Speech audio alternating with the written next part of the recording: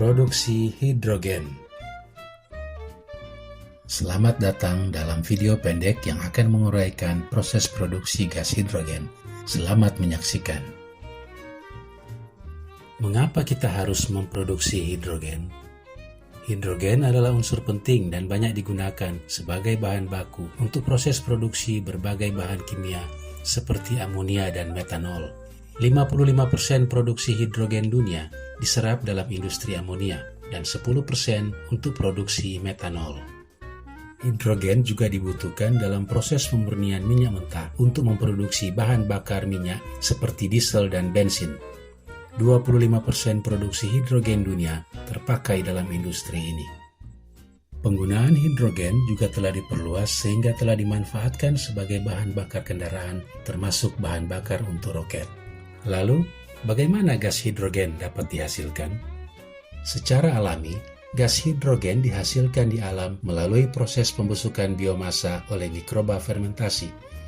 Glukosa misalnya dapat difermentasi menjadi asetat dan gas hidrogen oleh bakteri Clostridium pasteur-ianum. Gas hidrogen juga dapat dihasilkan dengan cara artifisial. Pada skala kecil, gas hidrogen dihasilkan jika logam-logam elektropositif bereaksi dengan larutan asam atau basa. Logam aluminium misalnya menghasilkan gas hidrogen jika bereaksi dengan larutan basa panas. Gas hidrogen juga dapat dihasilkan jika hidrida logam, kalsium hidrida misalnya, direaksikan dengan air.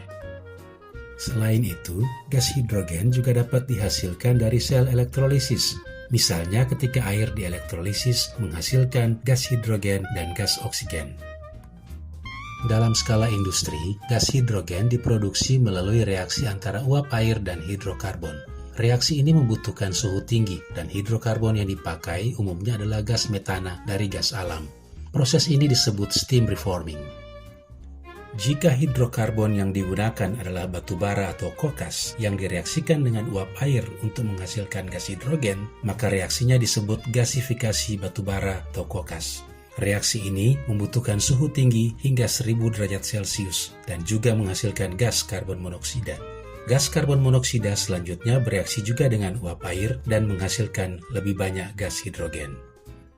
Mengingat bahwa cara-cara menghasilkan gas hidrogen seperti yang telah dikemukakan di depan menggunakan sumber daya yang tak dapat diperbarui dan dengan biaya operasional tinggi, telah menjadi tantangan untuk menemukan cara memproduksi hidrogen dari sumber daya terbarukan dan murah. Salah satu cara yang menarik perhatian ilmuwan adalah solar water splitting, yaitu menghasilkan gas hidrogen dengan memanfaatkan energi sinar surya. Dengan cara ini dapat dihasilkan gas hidrogen dan oksigen dari air dengan bantuan material semikonduktor dan sinar surya.